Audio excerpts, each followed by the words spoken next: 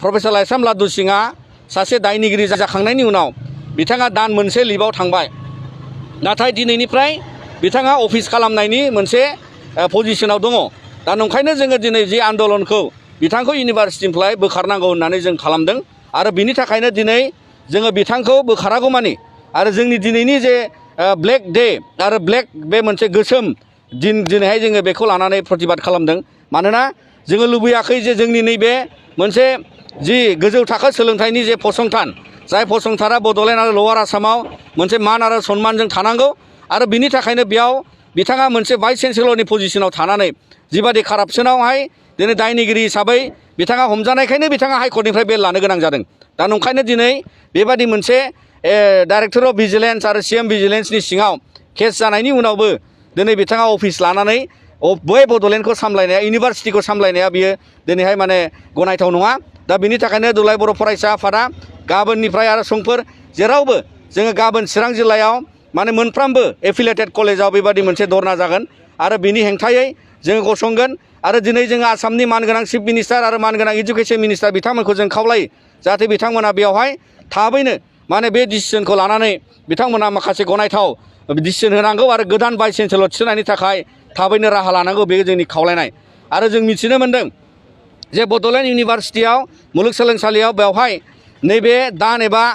सोलिबाय थानाय नैबे बोसोरनि गेजेराव बेवहाय नाक भिजिट जागोन दा बेवहाय नाक एसेसमेन्टनि थाखायनो बेवहाय दिनैहाय मोनसे थासारि थानांगौ आरो दिनै जों नुदों जे बेबादि सासे एक्युज आरो दायनिगिरि सासे भाइस चेन्सेलरा बे बड'लेण्ड इउनिभार्सिटियाव भाइस चेन्सेलर हिसाबै थानाय समाव जुदि नाक भिजिट जायोबा बेयो बड'लेण्ड इउनिभार्सिटिनि थाखाय लासिं सिं जागोन मानोना बिनिफ्राय जोङो मोजां मोनसे फिननाय मोननाय नङा मानोना जाय बिथाङा हेड बिथाङानो जुदि कारापसन केसाव दिनैहाय बिथाङा दायनिगिरि जानानै दङ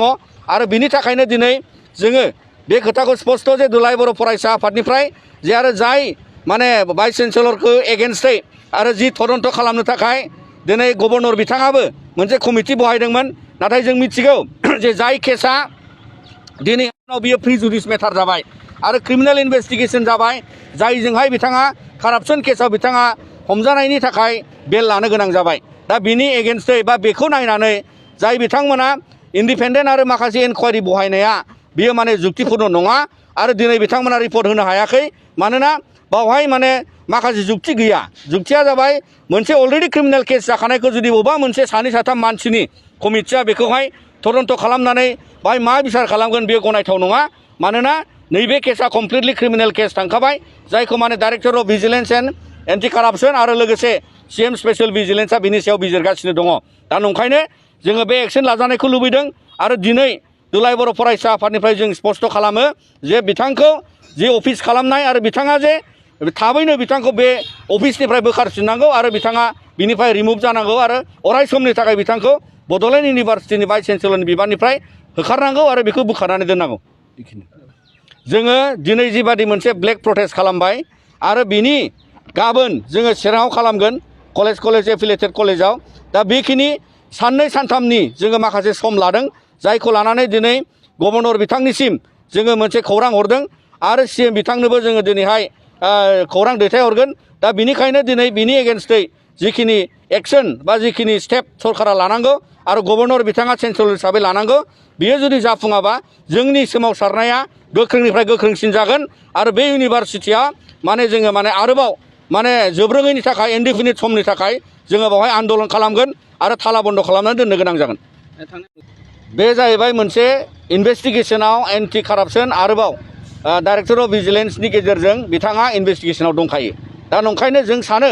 जे अनरेबल गभर्नर साहाबा चेन्सेलर साहाबा दायनिगिरिब्ला साजा होगोन होननाया बिथाङाबो साजा होनो हाया नाथाय बिथाङा चेन्सेलर हिसाबै बियो दायनि गेजेराव लोब्बा जाना थानाय आरो बिथाङा एक्युज जानायखाय बेखौ बोखारनो हायो दा नंखायनो जों बेखौ खावलायदों आरो बिथाङा दायनिगिरिब्ला दिनैहाय दायनिगिरिखौ माने कर्टआव लांनानै साजा मोनगोन बेखौ जों मिथियो नाथाय कर्टनिफ्राय बिथाङा बेल लानानै थादों आरो बिनि थाखायनो बिथांखौ चेन्सेलर साहाबा बियो अलरेडि गिल्टि जानानै दङ जाय केसनि एगेन्स्टै बिथाङा दिनैहाय माने हाइकर्टआव बेल लानांदों दा बिनिखायनो चेन्सेलर साहाबखौ जों खावलायो माने गुलाबचन्द खाटारिया अनरेबल गभर्नर साहाबखौ जों खावलायो जाहाथे बिथाङा बेखौ इउनिभार्सिटिनिफ्राय बोखारनांगौ आरो बड'लेण्ड इउनिभार्सिटिनि मान सन्मानखौ बासायनानै लाखिनांगौ नोंथाङा गावनि फेभरेट श' नायनायाव स्ल' इन्टारनेट स्पिडनि थाखाय बानायफैबाय नामा? गोजोननि नोगोर क'क्राझाराव नोंथांमोननि थाखाय आर'नाइ टेक्न'लजिसआ लाबोदों high speed fibre optic broadband plans. मात्र 399 रां पार मान्थआवनो नोंथांमोना आनइन्टाराप्टेड स्ट्रीमिंग, गेमिं, आपल'ड, डाउनल'ड आरो ब्राउजिं खालामनो हागोन। आबुङै मिथिनो थाखाय गाहायाव होनाय वेबसाइटआव नायनो हागोन आरो नैबे जामबुं नम्बराव जगाजग खालामनो हागोन। जामबुं नङा जाबाय 8812989283 नङाब्ला 8099554827।